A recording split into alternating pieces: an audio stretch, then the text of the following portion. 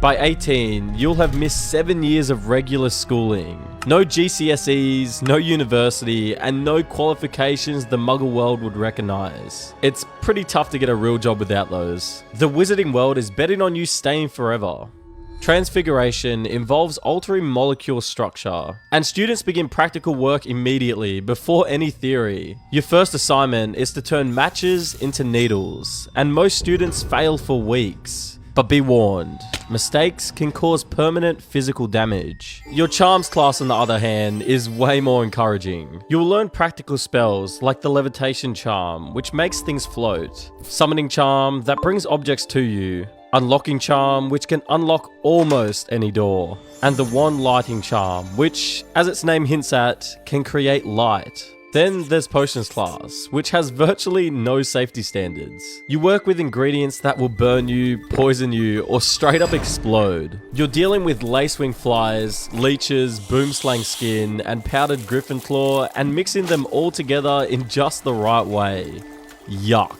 There's no fume hoods, no safety goggles, and no emergency wash stations. If your potion melts through your cauldron onto your lap, then unlucky kid. You end up in the hospital wing with acid burns. History of Magic is taught by Professor Binns, who is literally a ghost. Professor Cuthbert Binns was a regular wizard teacher here, until one day he dozed off in the staff room and died in his sleep.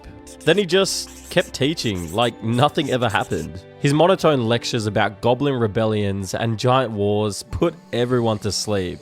Which is a shame, because the subjects are actually pretty interesting. You learn that goblins face severe discrimination and are not allowed to carry wands, and that giants were nearly completely exterminated by wizards. Then you have defense against the dark arts. It should teach you protection from dark magic, but the position is cursed. No teacher lasts more than a year. By graduation, you'll have seen 7 different teachers with massive gaps in your education. Astronomy classes are held at midnight on Wednesdays atop the tallest tower. You learn about planets and their magical properties. Mars is associated with war, and it's very bright this decade, something some wizards consider to be a bad omen. Herbology involves magical plants. Some are useful, others actively try to kill you. In second year, you'll repot mandrakes while wearing ear masks because their cries are literally fatal. The curriculum here is insane, with absolutely no real-world prep. It feels more like you're learning to construct makeshift bombs for your paramilitary school rather than learning to become a functional member of society. And then there's the castle itself, which is incredibly hazardous. Staircases move and leave you stranded. Some stairs even have trick steps that you can fall through. Doors won't even open unless you ask politely. And not to mention Peeves the Poltergeist, who has a tendency to drop things on students' heads. It's not until you go home for Christmas that the gap between the wizarding world and Muggle reality becomes clear.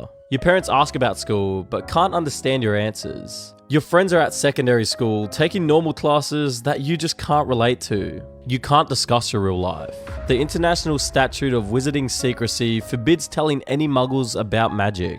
The penalty for breaking it includes having your wand snapped, or even worse, being thrown into Azkaban prison. What is Azkaban prison, you might ask? Azkaban is a prison for wizards, located on a North Sea island and guarded by Dementors. Creatures that feed on human happiness and drain all positive emotions. Extended exposure to their attacks causes insanity, and the Ministry is just totally cool with this. Your parents can't write to you normally,